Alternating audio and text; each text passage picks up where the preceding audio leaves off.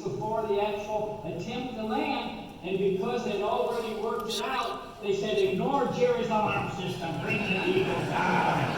So I did not go down in engineering infamy.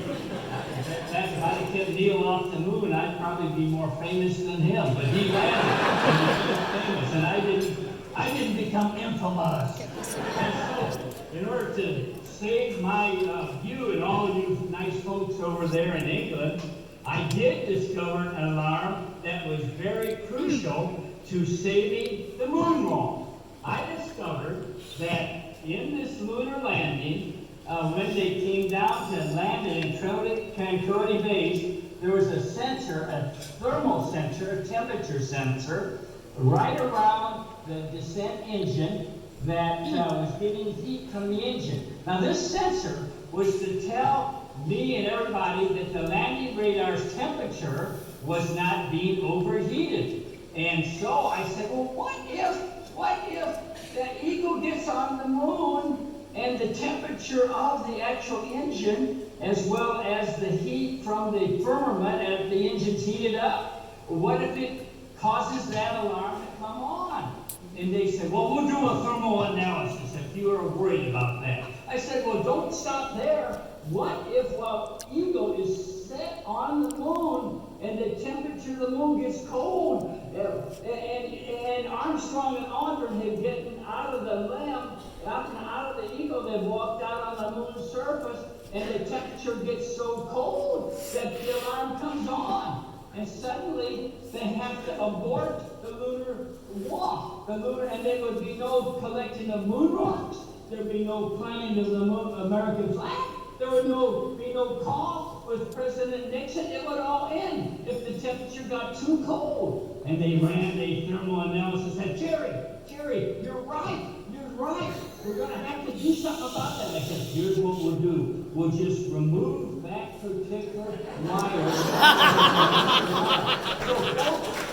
Hey! Save the moon wall. Yes, same.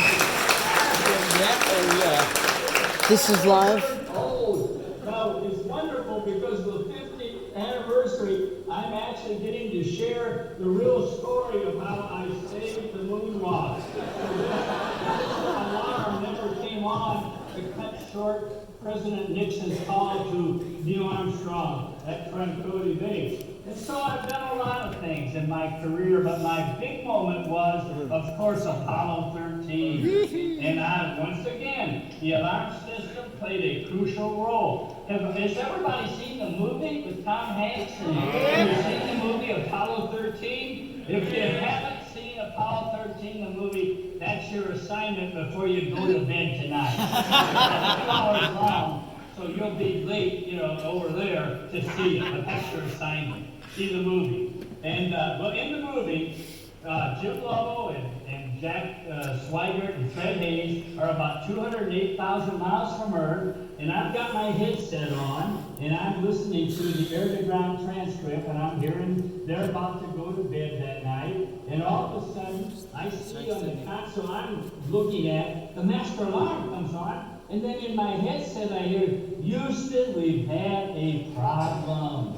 And Fred Hayes said, we just had heard a bang, and we had the caution and warning come on. Folks, that's me, the caution and warning. The first alert was the master alarm in their ears and the light, and that's the thing that got them working towards rescue, and I worked with the team. In fact, in a sense, I was the guy that caused the quote, Houston, we've had a problem. I wasn't sure that. But anyway, we worked for the 54 days to save those guys' lives. And as a result of that, I shared as one of the members of the mission operations team in Apollo 13, the Presidential Medal of Freedom. Gene Kranz got it, and other members of the team got it. But I'm just so proud of it. In fact, they got a plaque over here in my office. I dare not move the Skype camera. The issues that we had.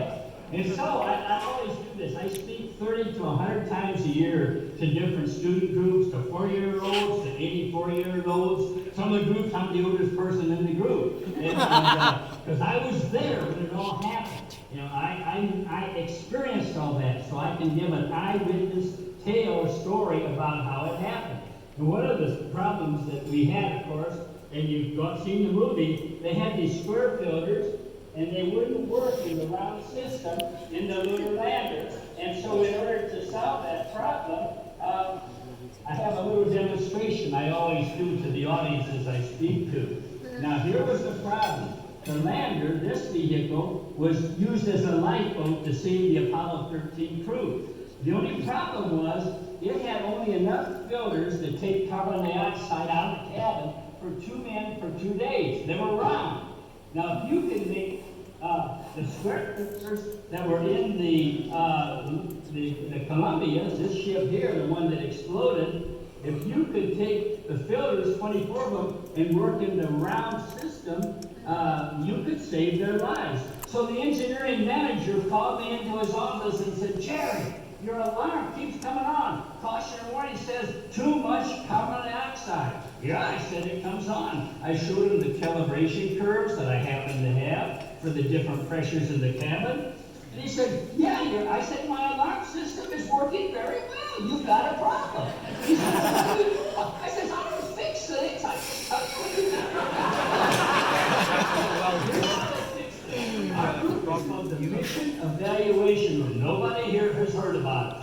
That's another thing. I want everybody to remember the Mission Evaluation Room. We were the 70 guys that were on station that actually had designed the lander and the Columbia. And so we know how everything worked, how the environmental system worked, how the power system worked, how the caution warning worked. And because of the Apollo 1 fire, George Low, who was the head of the entire spacecraft program, said, we need another group. We have to have a group that looks over the shoulders of flight controllers, so if we have a really grave problem, like we did on Apollo 13, we can go to these guys because they know how things work, they tested them, and so forth. Well, here's how we fix that problem.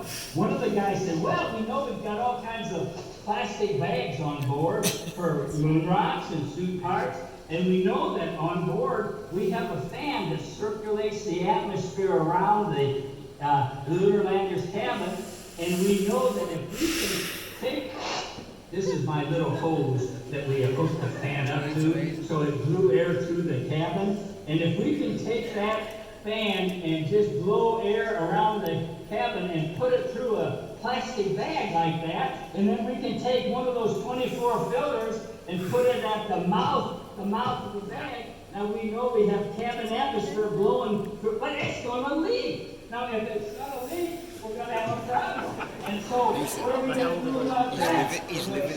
Well, here's what we'll do about it. We've got duct tape. Hey! And this was what the story is. Duct tape saved the lives of the Apollo 13 crew, so don't ever be without it, you know. Man, keep it in the trunk of the car or whatever. It's the thing that could save lives. Now, how much time do I got left, Sean? Yes. Jerry, hello. Jerry, can you hear me? Yes. Yes. You've got probably just under 10 minutes. There's not that much time. No, 5 minutes, Jerry. Okay, 5 minutes. Well, I've got 5 minutes. I wasn't going to do this. Hey! Come on, James. And tomorrow I'm going to do a rocket and roll space race show for Space Center Houston. Now, some day in the future, maybe I can pay my way and come over there and do a rocket and roll space race. But I got a song about that. Hey! And it goes like this. Okay.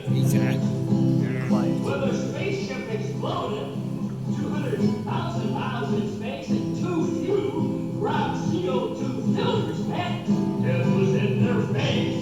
But the damaged mothership had plenty that was square.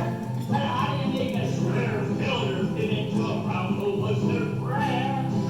So they looked around that spaceship and found a way and found something that just might